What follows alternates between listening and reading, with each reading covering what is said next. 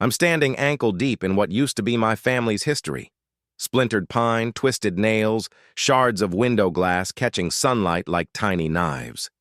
My grandfather's hand-carved railing, the one he shaped over 3 long winters with a draw knife and patience, lies crushed under a bulldozer tread. Diesel fumes hang thick in the air, heavy with the smell of ruin and memory. They leveled my family's cabin 5 days ago. No permit, no warning, no right. Just a forged court order, a self-satisfied HOA president named Constance Whitmore, and a wrecking crew that mistook my grief for weakness. They thought I wouldn't fight, that I'd swallow the loss, go back to work, and let it die quietly. Wrong. My name's Marcus Aboa, county building inspector for nearly 2 decades. Every demolition, every zoning variance, every inspection report crosses my desk. Constance didn't just break the law, she handed me evidence wrapped in arrogance.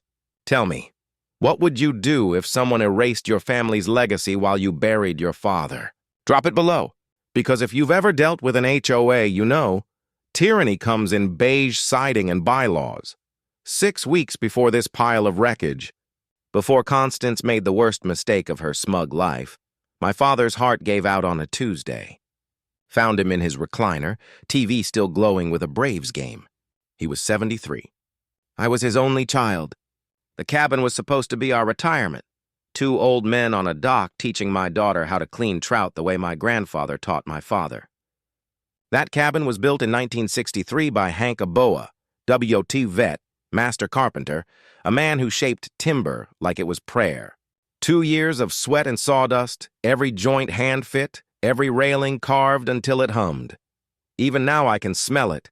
Cedar and motor oil, cold iron well water, lake mud after rain. Every wall bore his fingerprints. I inherited it in 2009 after Hank passed. My dad used it on weekends. When he died, it became fully mine, paid off, untouched, sacred. The last unbroken piece of who we were. I'm 52 now.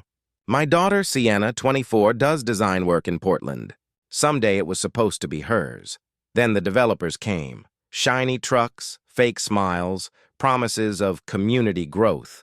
They paved over the forest, built 87 identical houses, called it Pinewood Shores. Beige, polished, soulless. Along came the HOA, $450 a month, rulers for measuring lawns and hearts made of paper forms. And ruling it all? Constance Whitmore, real estate broker, 62, Boston accent sharp as vinegar, silver Lexus always parked crooked like she owned gravity itself. 7 years as president, a woman who smiled like she was filing a complaint. My grandfather's cabin predated her entire subdivision, legally untouchable, fully permitted, grandfathered in every sense. She didn't care. Law wasn't her religion. Control was. 3 days after my father's funeral, while I was still in Memphis handling his estate, a certified letter arrived. Non-compliance notice. The cabin, she said, was a visual blight. 14 days to repaint it beige, remove the dock, and tear down my grandfather's tool shed, or they'd remediate at my cost. The letter cited HOA clauses that didn't exist when the cabin was built. Legal intimidation wrapped in fancy stationery.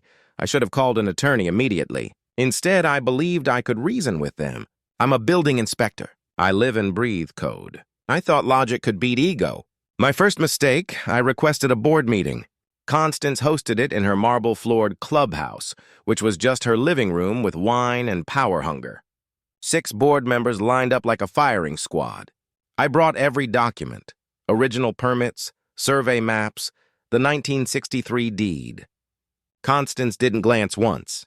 Mr. Aboa, she began, syrup thick and fake, we're so sorry for your loss, but your structure doesn't meet current community standards. It's older than your HOA, I told her. It's legally exempt. She smiled that paper-thin smile. We've consulted our attorneys. You have 14 days. After that, corrective action. Corrective action? I asked. If necessary, demolition. Her son, Dale Whitmore, sat at her right. Tan, contractor's polo, the kind of grin you see on men who mistake luck for merit. Owner of Whitmore & Sons Construction. Conflict of interest wrapped in a handshake. The vote was unanimous. I left thinking I could stop it through the proper channels. File an injunction, talk to county council. Surely she wouldn't actually risk felony charges. That was mistake number 2. 5 days later, while I was still in Memphis scattering my father's ashes, she sent the bulldozers, Tuesday morning. My neighbor Lyle, 71, retired fisherman, video called me. "Behind him! Diesel smoke, heavy machinery, Constance with her clipboard! They're here!" he shouted. I called the sheriff's office, put it on speaker. "This is Marcus Aboa, County Building Inspector. There's an unauthorized demolition happening at 47 Lakeshore Drive." The dispatcher hesitated. "Sir, we have documentation saying the HOA was authorized." "I am the homeowner," I snapped. "There is no permit, no asbestos clearance, no hazardous waste authorization. Check your system." They didn't. While I sat on hold, I watched through Lyle's phone as the dozer's blade bit into the porch, heard the snap of beams, the moan of breaking wood. The railing, my grandfather's railing, split in half like bone. The dispatcher came back. "This appears to be a civil dispute, sir. You'll need to contact your attorney." The line went dead. By nightfall, it was over. I drove straight from the airport, 43 miles of silence and rage. When I arrived, the cabin was gone. Only a slab, a scatter of lumber and glass reflecting the sunset. A laminated sign fluttered in the dirt. Per Pinewood Shores, HOA Bylaw 14.3.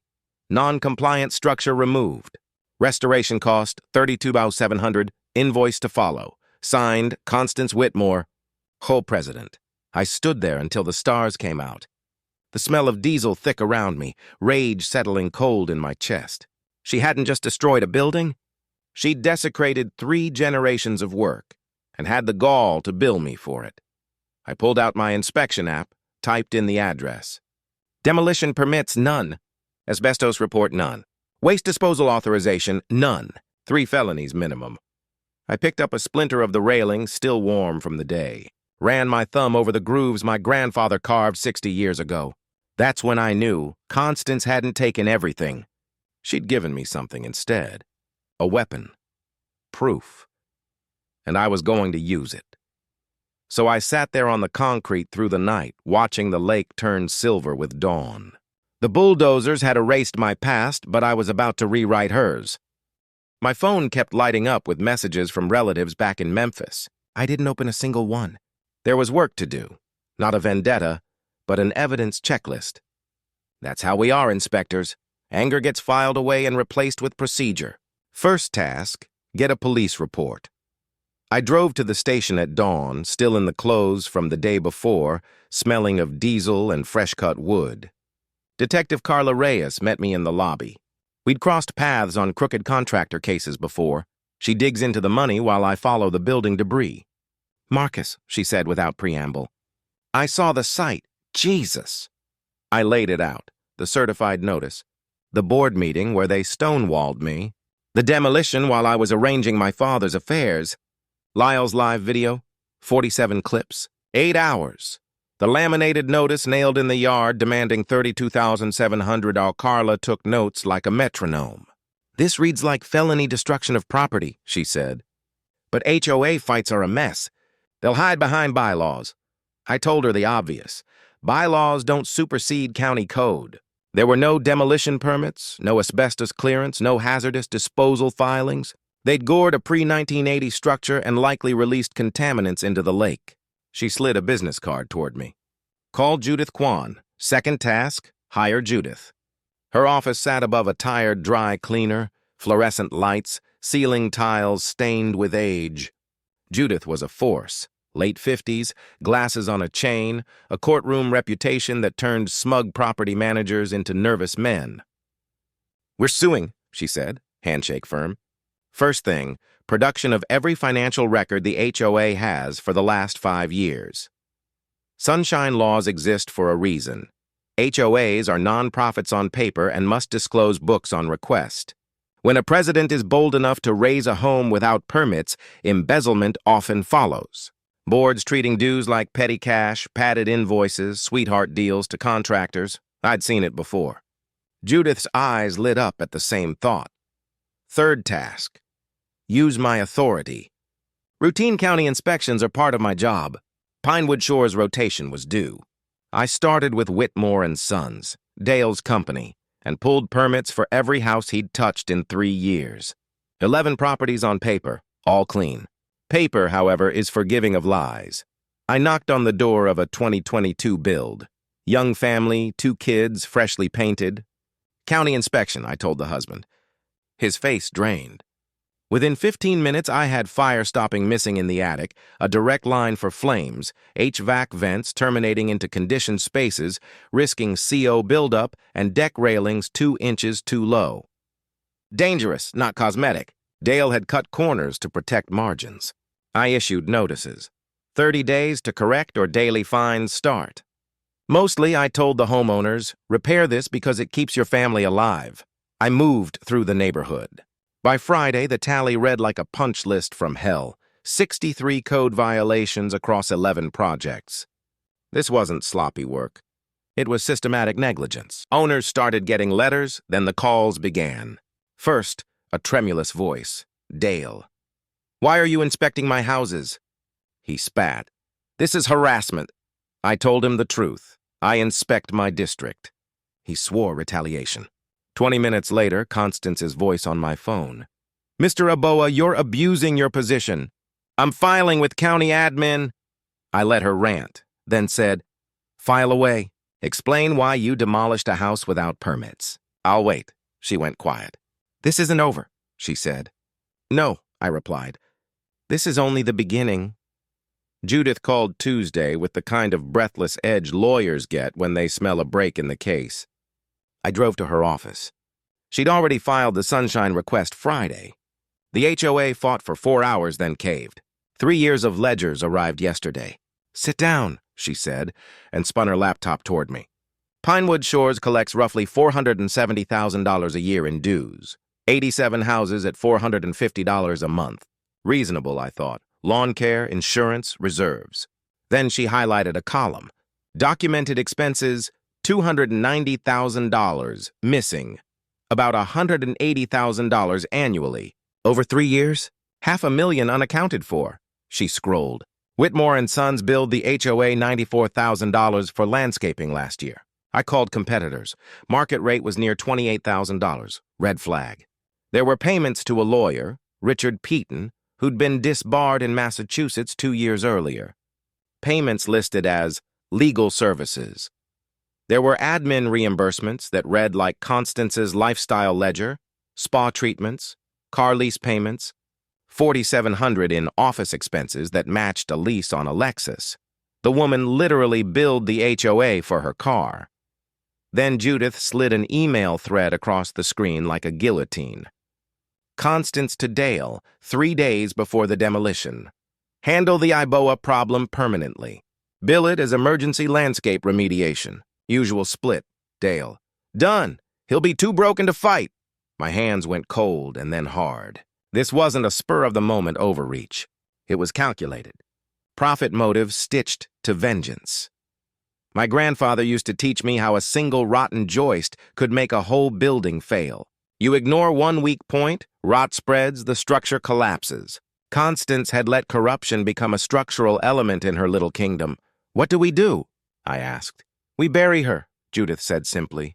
Criminal and civil. Fraud, embezzlement, conspiracy, multiple felonies. Class action for the homeowners. Breach of fiduciary duty, restitution, punitive damages. She'd draft a notice and I'd walk every mailbox. Give them 48 hours. Stir the pot. Half the neighborhood would demand Constance's head. "Do we go public?" I asked. "Make it press?" She smiled like a blade. "Yes. Everyone who paid $450 a month deserves to know where their money went. I don't want a backroom plea." I got up, opened my inspection database. I had an idea. If Constance wanted to cry abuse of power, fine. I'd show what true abuse looked like on paper. I cross-referenced properties she'd bought, sold, or managed over 5 years with permitting records. What popped up was uglier than I expected.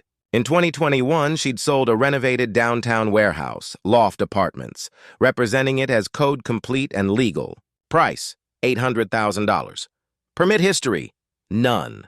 No electrical sign-off, no final occupancy. It was a money grab built on a pile of illegal certificates. 23 units potentially non-compliant and still occupied. Real estate fraud. Judith's laugh, real, surprised, broke the room. "You're not just burying her," she said. "You're salting the earth. Evict the unsafe units if necessary, file charges for fraudulent sale, let those headlines spread.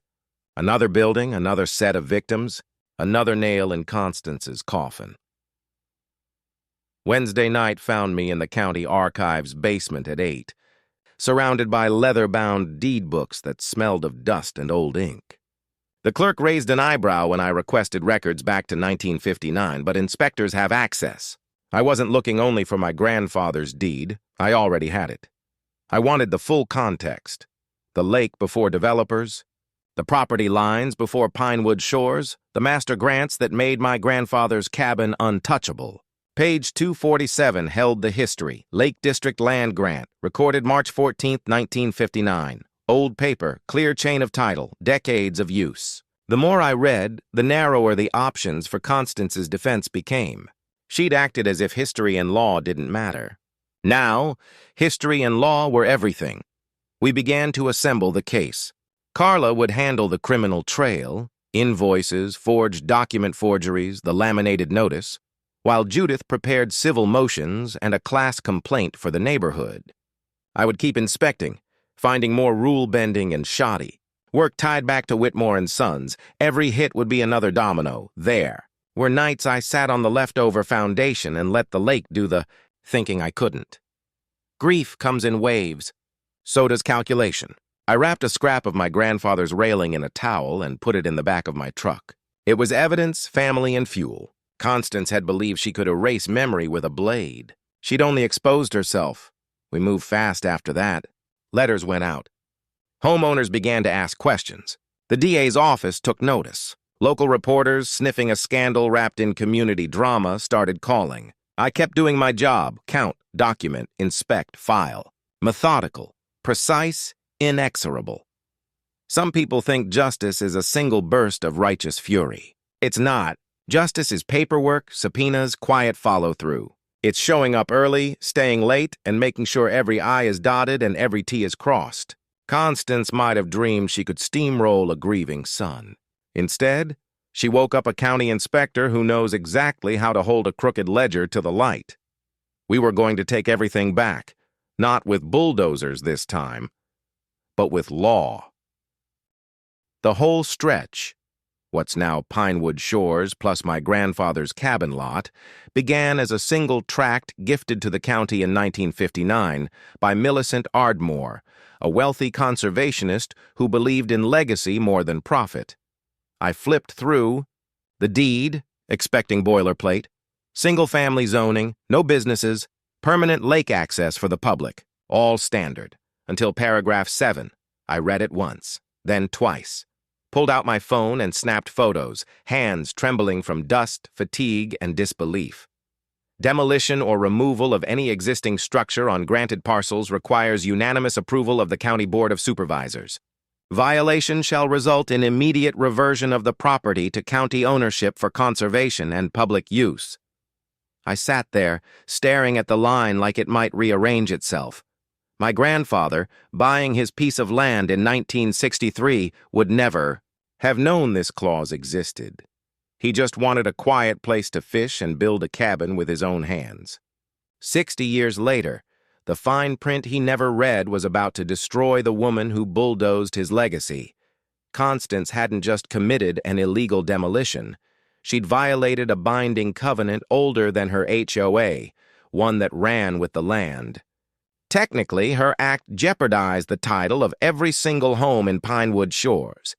87 families could, by law, lose their properties to county ownership. Most people never look past their latest deed. They don't see the original grants, the dusty restrictions buried in archives until someone like me goes digging. I called Judith. She answered mid-dinner. "Marcus, it's late." "I found something," I said. "Original deed, 1959. Listen to this." I read her paragraph 7. Silence, then a sharp intake of breath. "Holy hell," she whispered. "You're saying Constance's demolition could void the entire subdivision's title protection?" That's exactly what I'm saying. I could hear her moving, papers rustling, a pen scribbling. That's nuclear leverage. We'd never actually take people's homes. Politically, that's suicide. But it's the perfect pressure point. We use it to rebuild everything. How? Settlement terms, Judith said. HOA dissolves, replaced with a voluntary association. No mandatory fees, no petty dictators. The county handles covenant enforcement with neutral oversight. Dale's company gets blacklisted from contracts, pays to re-inspect every unsafe home. Constance forfeits personal assets for restitution. The homeowners stay safe, your cabin gets rebuilt, and the lakefront becomes a public conservation area named after your grandfather. I leaned back, staring at the brittle pages. She tried to erase one old man's cabin, I said quietly. Instead, she triggered a chain reaction that's going to rewrite an entire community. Judith chuckled. Never underestimate a building inspector with archive clearance. Thursday morning, Lyle's garage smelled of motor oil and burnt coffee. On the workbench, evidence stacks, photos, a whiteboard split into columns, demolition, fraud, code violations, deed. Constance and Dale's faces pinned at the top like case suspects. Looks like something out of a crime show, Lyle muttered. Good, I said, because that's exactly what's coming. Judith arrived with Detective Carla Reyes and 3 bulging folders. Gentlemen, Judith greeted. And Lyle, thank you for the war room. Coffee's terrible, he said, but it's plentiful. We gathered around. Judith outlined the plan. The HOA's annual meeting is October 28th. Constance has to attend by bylaw. We turn it into a legal ambush. Carla nodded. 4 segments. Marcus leads with the demolition evidence. I'll cover the criminal elements. Judith, you close with the deed restriction. Once it's all on record, we move in with arrests. Judith flipped open the binder. Section 1, the demolition. We'll show Lyle's footage. Constance directing the crew, the forged order, no permits in the county system. Marcus will explain the real-world consequences. Asbestos, lead, toxic runoff. I nodded. People think building codes are bureaucratic. They're not. My grandfather's cabin had asbestos siding. They tore it apart with no safety gear, left debris open for days. Every jogger or kid by that fence inhaled poison. Regulations save lives. They're not paperwork, they're public health. Carla made a note. That'll hit hard. You're not just a victim, you're an expert, Judith continued. Section 2, financial fraud.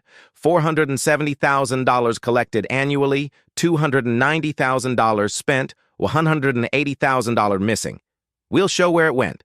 Dale's inflated invoices, fake legal fees, Constance's luxury car, and we'll have visuals. My daughter's designing infographics, what you paid for versus where it went. People understand theft when they can see it. Lyle whistled. That's going to blow the room apart. Section 3, Carla said, code violations. Marcus documented 63 failures, missing fire stops, illegal vents, unstable decks. Independent engineers will testify about life safety hazards, $780,000 in cumulative repairs. Every homeowner will realize Dale sold them danger. Judith smiled grimly. Then we end with Section 4, the 1959 deed restriction, the kill shot. We'll reveal that Constance's demolition violated a covenant binding all parcels, meaning the entire subdivision's ownership is legally compromised. Let them panic, I said. Then offer the fix. Dissolve the HOA, restore county oversight, prosecute the guilty, protect everyone else. Exactly, Judith said. The DA's ready. Officers will attend the meeting, as soon. As we finish the presentation, they move in. Fraud, embezzlement, conspiracy, destruction of property. Cameras rolling. I'd already tipped off In Soto from the Lakeshore Gazette and 2 local TV crews. It would be live before the 10 o'clock news. Lyle poured another round of bitter coffee. So this is it. Public arrests. In front of the neighbors she tormented for years. Yes, Judith said, because she made people miserable over mailbox colors while stealing their money and bulldozing a veteran's home. She thought no one would fight back. Judith looked at me, but she picked the wrong man. I raised my mug. To burying tyrants. Burying tyrants, everyone echoed. 3 weeks until showtime. Then, 24 hours before the meeting, it started. 17 new posts on the Pinewood Shores Facebook page from accounts no one recognized. Constance was making her final move. Cornered predators always bite before they fall. Fake profiles everywhere, the kind with stock photos and names so bland they could have come off a spreadsheet. Jennifer Thompson, Robert Miller, Emily Ross, all of them created within 2 days. I knew a bot farm when I saw one. Their posts followed the same template. Isn't Marcus Aboa abusing his county position? Anonymous sources say he takes bribes. Another read, his daughter's using social media to cash in on her dad's tragedy. That one hit hardest. They'd dragged Sienna into it. I screenshotted everything and sent it to Judith. She called instantly. Fake accounts. Probably paid out of pocket, maybe $3 grand total. Good, I said. Let her burn her own money. And I was right. Within hours, the comments turned against Constance. 63 replies, 60 backing me. Homeowners shared stories about inspections I'd done that caught gas leaks, wiring hazards, foundation cracks. Someone named Nova wrote, Marcus has more integrity in one finger than Constance Whitmore's shown in her entire life. The tide had shifted. Then Lyle called, voice tight. Marcus, we've got a problem. What now? Dale cornered me at the boat launch. Offered to rebuild your cabin for free. 2 stories, wraparound deck, the works. Said all I had to do was convince you to drop the case. And you? I told him he was trying to buy off a felony with plywood. I could hear him exhale. Then he leaned in close, started talking about how docks rot, how accidents happen, how an old man could slip through a board and no one would ask questions. I went cold. He threatened you? Sure did. But I recorded everything. Video and audio. Leal, I said, you just handed us 2 new felonies, bribery and intimidation. He chuckled. Guess I watched too much Law and Order. I told him to send the files to Detective Reyes, Judith, and me. By the time I finished labeling them as evidence, my inbox pinged again. An email from County HR CC'd to my supervisor and the administrator. Formal ethics complaint. Constance's last card. It accused me of abusing my inspector authority for personal vendetta. Attached were cherry-picked inspection reports, 14 from Pinewood Shores, nothing else from the 300-plus I'd done that year. It was transparent, but still serious enough to make my stomach tighten. I forwarded it to Patricia Vance, the county administrator. 61, sharp as glass, a career bureaucrat who'd seen every variety of small-town corruption. She called within 20 minutes. Marcus, come in, now. Her office smelled like peppermint tea and old carpet. She had the complaint printed, red ink bleeding across every page. Sit, she said, sliding a folder toward me. I pulled your inspection logs myself. 312 inspections across 8 districts. Pinewood Shores had been scheduled rotation, September, just before the demolition. The violations I'd flagged matched earlier complaints from the previous inspector. I hadn't hunted them. I'd just done my job. This, Patricia said, tapping the complaint, is transparent retaliation. Dismissed. Then she looked up, eyes steely. Off the record, I'm bury her. I've dealt with Constance for 7 years. The woman's poison. That night, Sienna called. Dad, my socials are blowing up. Those bot accounts? They're backfiring. People are sharing their own HOA horror stories. I've gained 4,000 followers today. Despite everything, I laughed. Your grandfather would love that, turning her smear campaign into a movement. Are you nervous about tomorrow? She asked. I looked out the window. Moonlight stretched over Blackwater Lake, quiet and silver. Honestly? No, I've done the work. All that's left is to tell the truth. You're going to crush her, Dad? Yeah, I said. I am, Sunday. The day of the meeting, I woke before dawn and drove to what was left of the cabin. Watched the sun climb over the lake, same view my father loved. A single purple wildflower had pushed through a crack in the concrete foundation. I crouched, touched its petals. Life, stubborn and defiant. You can bulldoze a building, but you can't kill what it stands for. By evening, everything was ready. Evidence organized, witnesses briefed, cameras en route.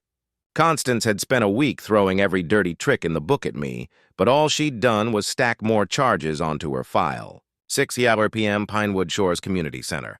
Packed lot, people spilling onto the grass, reporters setting up live feeds, cameras whirring. I walked in 15 minutes late and the room fell silent. Constance sat at the head table. Pristine white blazer, pearls, her trademark frozen smile. Dale beside her, sweating through his shirt. The other board members looked like prisoners awaiting sentencing. She raised her gavel. "Before we begin, I'd like to address some—" I stood. "Madam President, under State Statute 47.3, I have the right to present evidence of fiduciary misconduct before standard business." Her jaw twitched. "Mr. Aboa, this is—" Judith rose. "It's the law. He has the floor." Constance's faux attorney, her brother-in-law, turned pale. "She's right," he muttered. She glared at him and sat back. "Fine, 5 minutes. I'll need more than that." The first slide lit up. My grandfather's cabin, whole and glowing at sunset. This was built in 1963 by my grandfather, a World War II veteran. It stood 60 years until September 23rd when it was demolished while I was burying my father. You could hear a pin drop. Then I played Leal's video, the bulldozer crushing the porch, the railing splintering, Constance directing the crew. Gasps. No permits filed.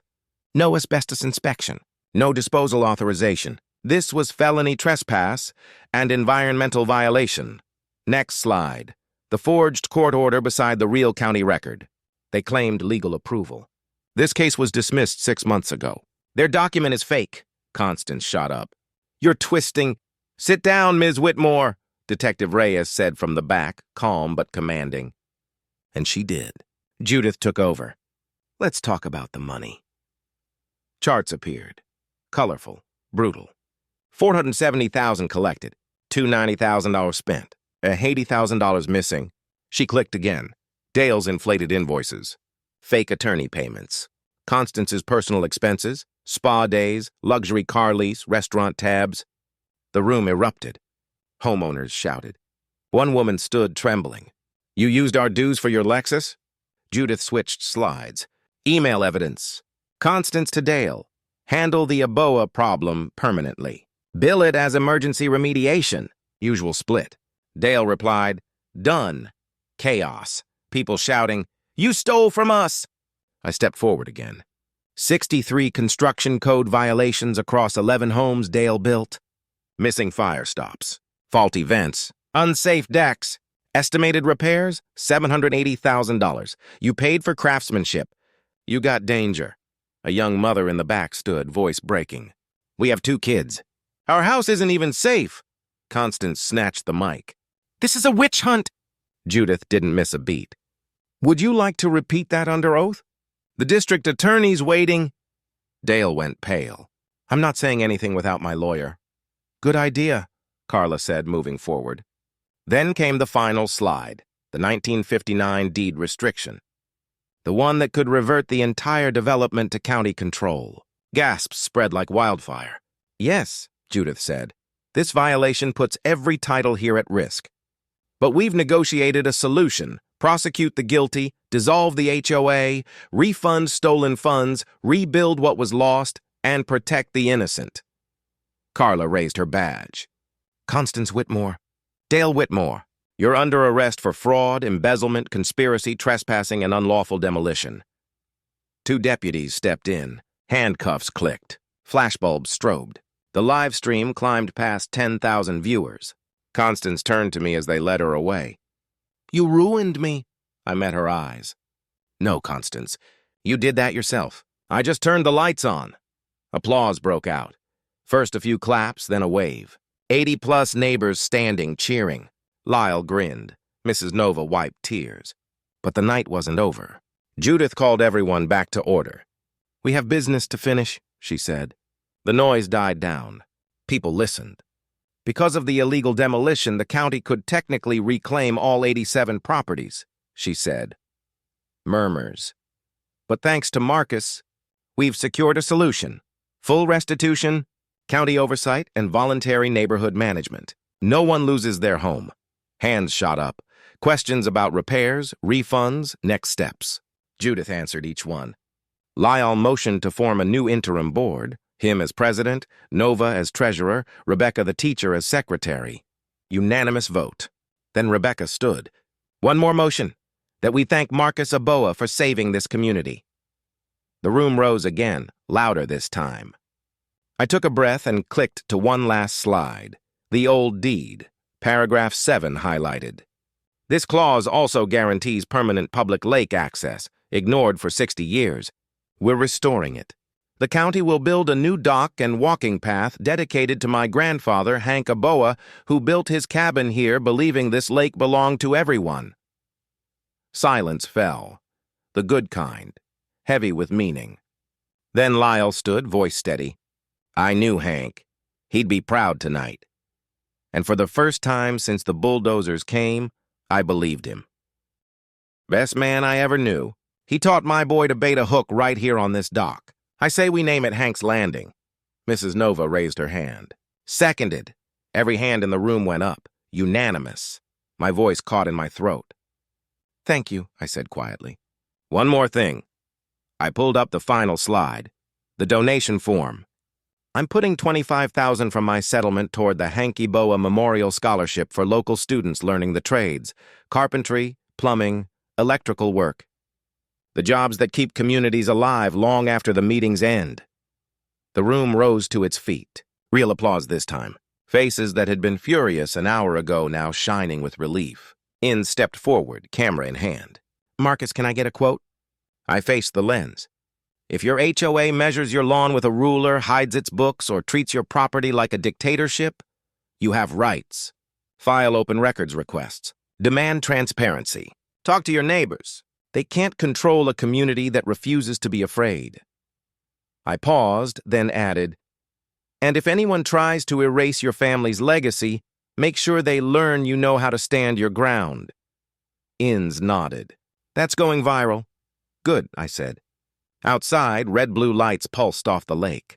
Constance and Dale sat cuffed in separate patrol cars while reporters filmed every second. I stepped onto the center's porch, inhaling the sharp scent of lake air and cut grass, and something that finally felt like peace.